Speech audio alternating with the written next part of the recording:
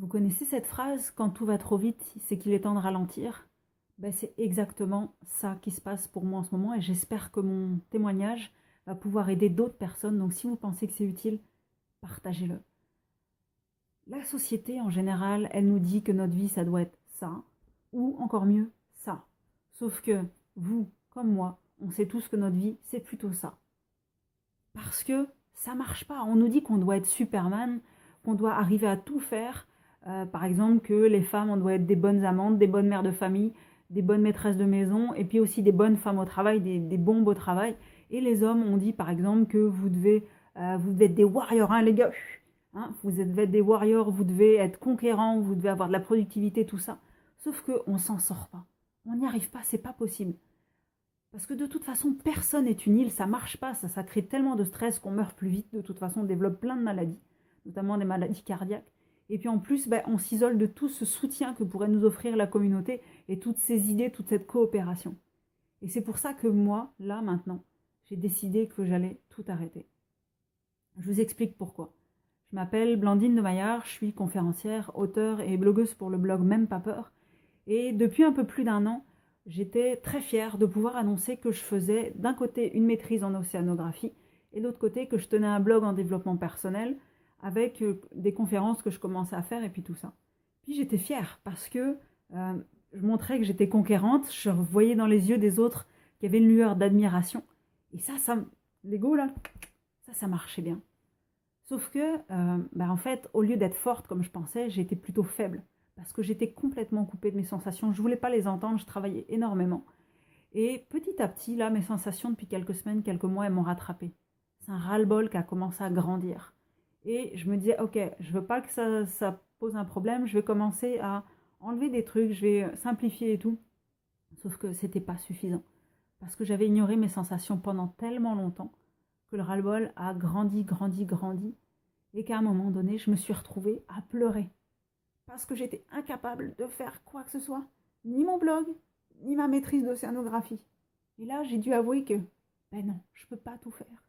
Je suis pas capable de tout faire, je suis pas Superman, je suis pas Wonder Woman. Et en fait, c'est pas ce qu'on me demande. Et c'est pas facile d'avouer ça, parce que, ouais, il faut que j'avoue que je suis pas capable, que je peux plus, que j'ai besoin de me reposer. Et moi, ce que j'avais peur, c'était de lire de la déception dans le regard de mon directeur de recherche, mon admiration autour de moi, euh, des gens qui allaient ricaner parce qu'ils disaient hey, tu vois, elle n'est pas aussi forte qu'elle voudrait. Hein, et puis aussi, si je prends soin de moi après, des gens qui allaient dire si elle sourit, c'est qu'en fait, elle s'est payée des vacances à peu de frais et puis qu'elle n'a pas vraiment un problème. Mais tout ça, vous savez quoi? J'en ai rien à cirer. Je les emmène à la campagne, ces gens-là. Mon directeur de recherche, je lui ai parlé. De toute façon, je me suis effondrée dans son bureau, j'étais en pleurs, donc il pouvait difficilement voir que je faisais du chiquet. Et il a été très gentil, il m'a donné un break pour l'été. Et puis pour les autres, si jamais ils me disent quoi que ce soit, de toute façon, je m'en fiche, ça les concerne eux, ça ne me concerne pas. Moi, je prends soin de moi, en rigolant, en prenant du temps pour marcher, pour lire, juste pour dormir. Je vais me déconnecter de l'ordinateur et tous ces trucs-là. Donc, s'il vous plaît, si vous sentez que tout s'accélère, c'est qu'à ce moment-là, pour vous, c'est le moment de ralentir. On a toujours l'impression qu'il faut faire de la fuite en avant. On veut, on veut, on veut. On se dit ah mais ça va aller, ça va aller, ça va aller. Non, non, non. Vos sensations, elles mentent pas. Ça va pas, ça va pas. Il faut admettre. Et c'est du courage d'admettre ça.